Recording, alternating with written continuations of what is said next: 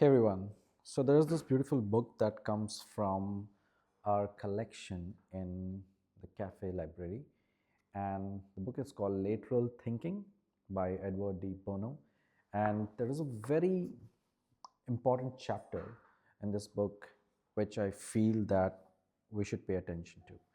And the book is primarily about how you can be more creative and productive in all your endeavors in life, in taking charge of the situations, understanding the situations. And this chapter is called Suspended Judgment. It's chapter 10, and it's a very small 2 to 3 page chapter. And I'm going to read to some of the key things in this chapter. So it starts like this.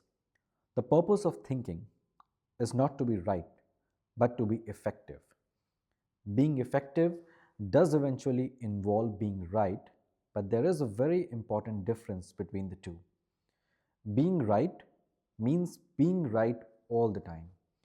Being effective means being right only at the end.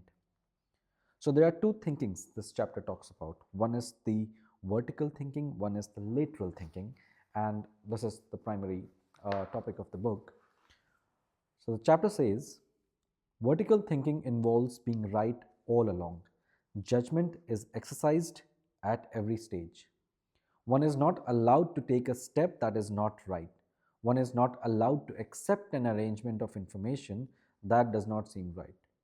Vertical thinking is selection by exclusion, and judgment is the method of exclusion, and the negative, which is no, not, etc., is the tool of inclusion. With lateral thinking, one is allowed to be wrong all the way, even though one must be right in the end.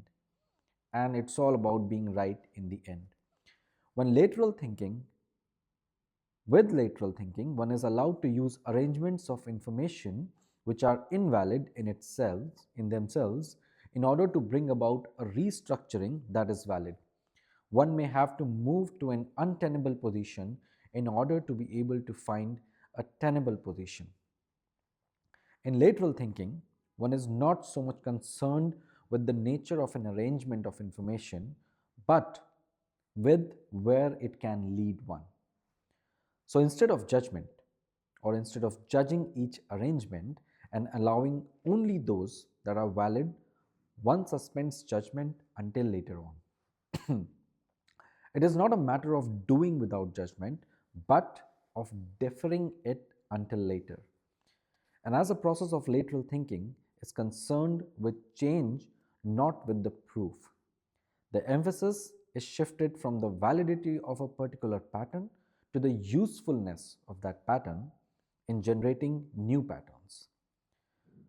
There is nothing unreasonable about other lateral thinking processes described so far in the book, but the need to suspend the judgment, which is this chapter all about, the need to suspend judgment is so fundamentally different from vertical thinking that it is much harder to understand. This chapter talks, there is a small paragraph which talks about education and how it shapes our mind.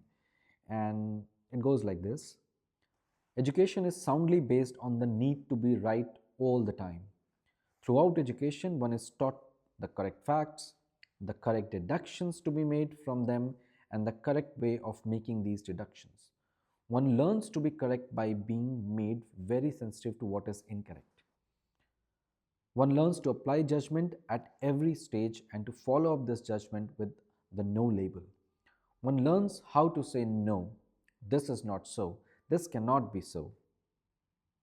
This does not lead to that, you're wrong here, this would never work. There is no reason for that, and so on. This sort of thing is the very essence of vertical thinking and accounts for its great usefulness. The danger lies in the arrogance of the attitude that assumes that vertical thinking is sufficient. It is not. Exclusive emphasis, one needs to be right all the time, completely shuts out creativity and progress. So, on a personal note, I think if you have ever played the game of chess, it's not as straightforward. Uh, It is all about lateral thinking, and you have to plan and strategize in a way that comes later. The need to be right all the time is the biggest bar there is to new ideas. It is better to have enough ideas for some of them to be wrong than to be always right by having no ideas at all.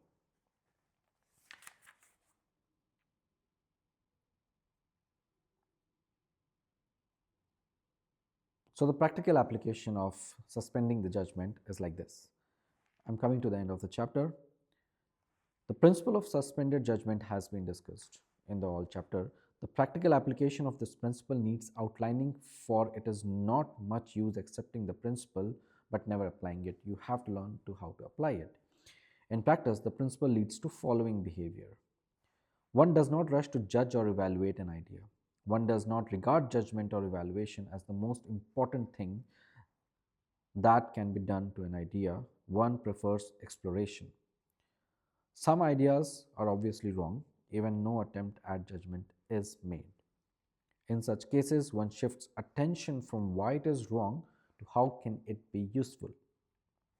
Third, even if one knows that an idea must eventually be thrown out, one delays the moment in order to extract as much usefulness from the idea as possible.